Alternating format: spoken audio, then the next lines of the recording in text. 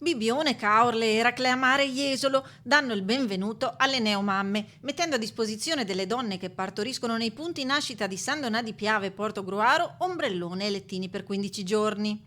Tutti i balneari della parte orientale della costa hanno aderito a questa iniziativa con un sostegno importante, parliamo di 250 abbonamenti per 15 giorni, un valore che va ben oltre gli 80.000 euro. Parte di questi abbonamenti sono stati consegnati già lo scorso anno, un'altra parte sono in consegna proprio in queste settimane. Abbiamo qui anche oggi delle mamme che aderiscono all'iniziativa. Iniziativa che vuole dare un segnale di presenza e di accoglienza, specie dopo un periodo di difficoltà. È un segnale importante anche in periodo Covid per dimostrare che le nostre spiagge sono sicure, che le mamme, i bambini possono venire a passare tranquillamente le vacanze in questo territorio del litorale veneto e che con questo vogliamo dare anche un messaggio forte contro il problema della denatalità che si sta acuendo sempre di più nel nostro paese. E per proteggere la pelle delicata dei nuovi arrivati, un vademecum di utili consigli e un kit spiaggia con creme solari.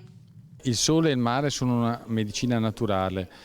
Il sole stimola la produzione di vitamina D attivando il precursore della vitamina D che si trova a livello cutaneo, e la vitamina D induce molti benefici. Esposizione solare che porta benefici per le ossa, per regolare il ritmo sonno-veglia, il sogno di ogni mamma. Vitamina D che aiuta a tenere lontane malattie quali diabete, asma o infezioni respiratorie.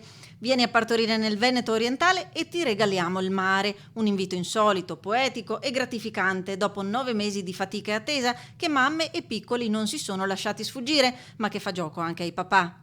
Felicissima anche perché abbiamo portata qualche volta al mare, le piace molto e non poteva esserci iniziativa migliore, anche perché respirare un po' di aria di mare fa bene. In teoria anche il papà.